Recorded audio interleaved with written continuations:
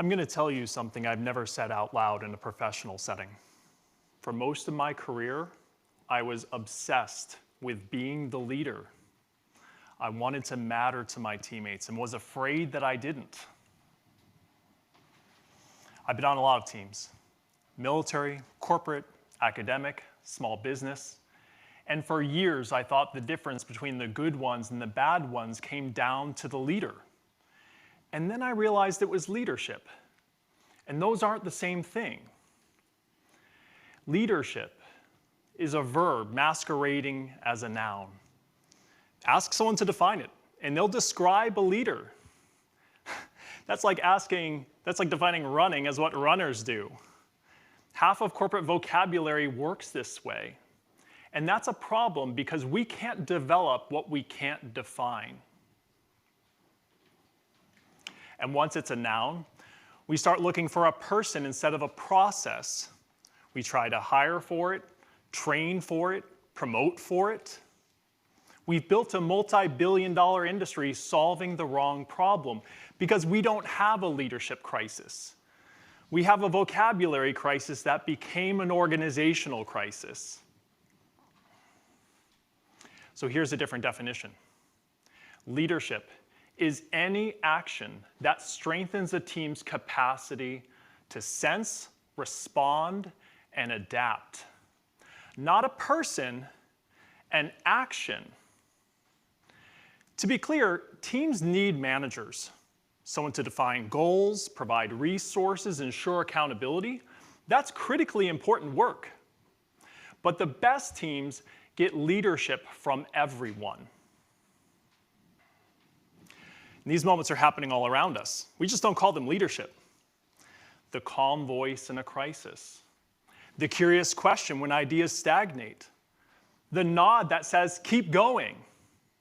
Those are leadership moments. And they never show up on the scoreboard, but nothing on the scoreboard happens without them. And I missed them for years because they don't look like a leader taking charge, having answers, or driving results. But I kept telling myself to be a leader until I realized that's not actually a job. That's a motivational poster. Probably one with an eagle staring majestically over a canyon. For years, I tried to be that eagle. But twice in my career, I stumbled into something different. The first time, I was deployed with the Army's 82nd Airborne Division on a NATO multinational transportation team in Afghanistan. One night at 2 a.m., 5,000 refugees crossed the border from Pakistan. We had only hours to mobilize food, water, shelter, and medical supplies. What I remember most is how quickly rank and nationality became irrelevant. No one could see the whole picture, but nobody waited for someone who could. My teammates were solving problems before anyone could assign them. Leadership moments were everywhere, and no one was the leader. When the sun came up, those 5,000 refugees were safe. And then I came home and dismissed it, thinking those conditions can only be found in combat zones, not in conference rooms. But then, years later, it happened again, in conference rooms. On Johnson & Johnson's first gene therapies marketing team, I will never forget our first big strategy meeting. Looking around the room, no one had the answers, including and especially me. But saying I don't know on this team wasn't a confession. It was a conversation starter. We prepared together, pushed each other's thinking, and supported each other. I started seeing the calm voices, the curious questions, the nods that said, keep going. Leadership moments, just like in Afghanistan. And I couldn't shake this feeling that there was something here that I didn't understand. So I went looking for answers, and I found some. Over 50 studies, more than 3,000 teams, and researchers across 80 institutions found the same pattern. When leadership is shared rather than concentrated, teams perform better. MIT and Carnegie Mellon found that the smartest teams were not those with the smartest people. They were the ones where everyone contributed. Sorry, valedictorians. But speaking of valedictorians, Google studied 180 of their own teams, expecting IQ or personality to predict success. Nope.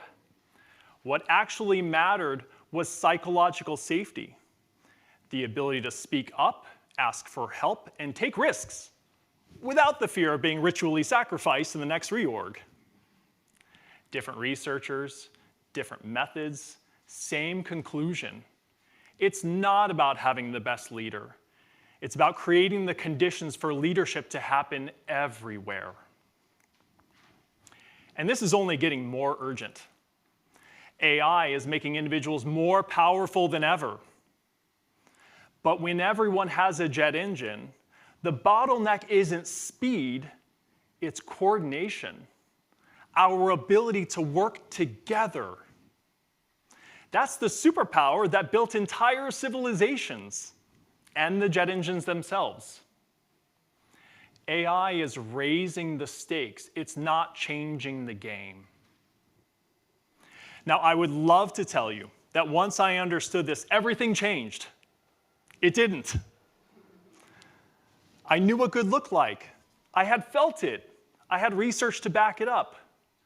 But knowing didn't loosen my grip on the identity I had built or free me from a system built to produce leaders, not leadership.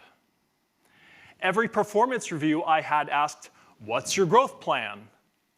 Stay in the same role or at the same level for too long, and I was plateauing. Corporate speak for becoming office furniture.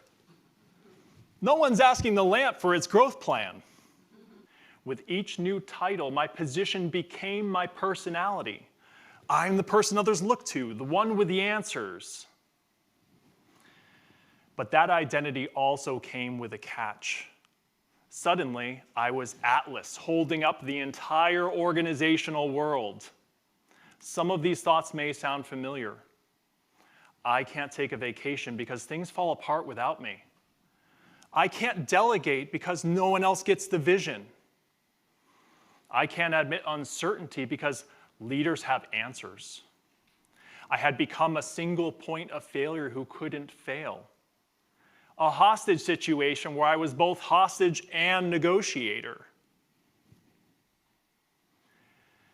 Heavy is the head that wears the crown. And maybe the mistake was making it a crown to begin with. What made it heavy wasn't my role as a manager. That was still critically important work. It was everything else I had piled on top of it. The need to be the heroic leader. The fear that I didn't matter if I wasn't.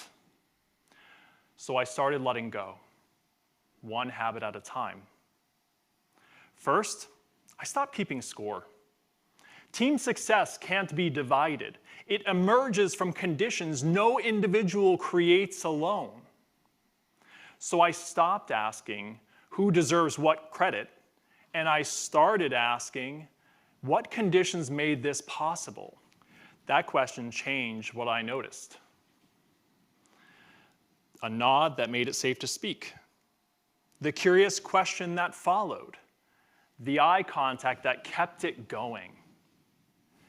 These moments were everywhere, all connected and contagious. The more I created, the more I noticed others creating. Now, you might be thinking, my organization will never change. You might be right. Organizations don't change, but conversations do. Meetings do. Teams do.